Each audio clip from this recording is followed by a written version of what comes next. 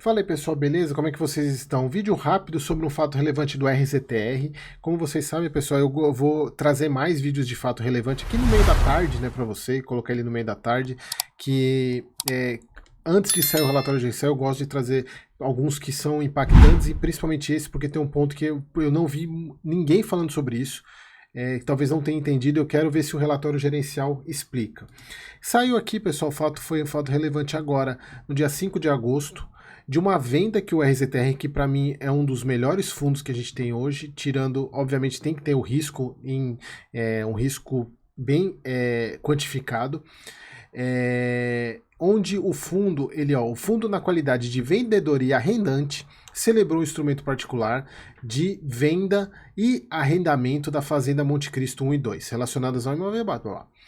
A Fazenda Monte Cristo foi adquirida pelo fundo no valor de 17 milhões e 180 mil e em 30 de 6 de 23, com base na tese de Land Equity. Lembra, pessoal, o fundo ele tem uma parte que é aquela de comprar a terreno, arrendar para o proprietário anterior e dar a opção de compra para ela e receber o arrendamento. É quase que uma renda fixa, é quase que um CRI.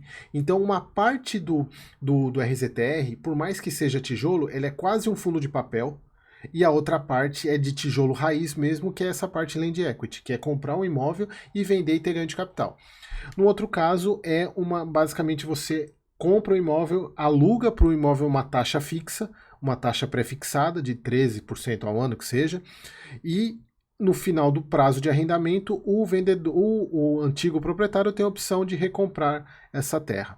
Tá? Então, tem algumas pessoas que consideram essa parte que precificam o RZTR como sendo um fundo praticamente um fiagro de crédito, mas ele não é. E aqui está das teses mostrando que essa parte o diferencia de um fundo clássico de papel, embora seja terra, que é a parte de Land Equity.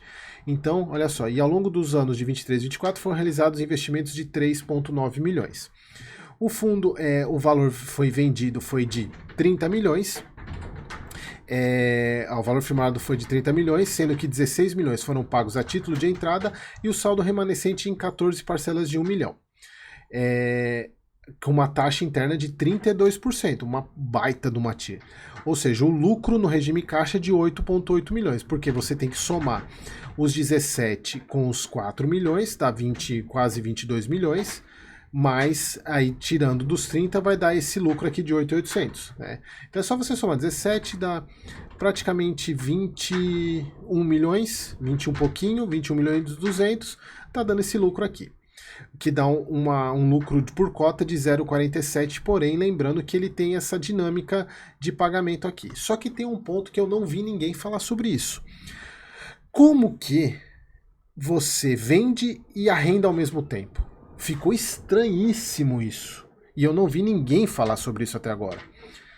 Só vi pessoas falando da venda, mas como é que você vende e arrenda? Tá muito mal explicado isso aqui, muito mal explicado. Espero que a Risa explique isso no relatório, porque tá muito mal explicado. O meu entendimento é o seguinte, teve uma venda de 16 milhões e esse prazo aqui é o arrendamento, ele arrenda e recebe esse 1 milhão. Se for essa a lógica que eu estou pensando, o fundo teve prejuízo na venda. Por quê? Ele comprou por 17 e vendeu por 16. Já esses 1 milhão aqui, aí é lucro na veia, entrando todo mês. E isso vai desregular completamente os rendimentos. Então ficou muito estranho como que foi feito isso, porque eles colocam aqui, ó, respeito a venda e o arrendamento da Fazenda Monte Cristo 1 e 2. Cadê o arrendamento? Aqui, ó, instrumento particular de contrato de compromisso de compra e venda em conjunto com o instrumento particular de arrendamento.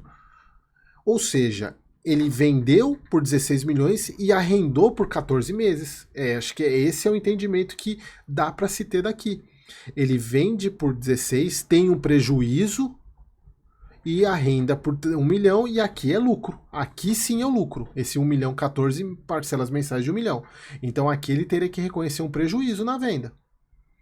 Perfeito? Consegue entender aqui? Porque comprou por 17, 180, mais 3 milhões de benfeitoria e vendeu por 16, então ele tem um prejuízo aqui em torno de 4 a 5 milhões. que é a diferença basicamente desses 8 milhões aqui. Esses 8 milhões seria o lucro que seria pago nesse arrendamento. Ficou bem confuso essa operação, muito confuso.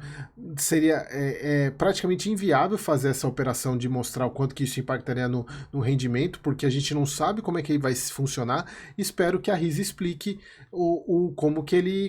como é que funcionou isso.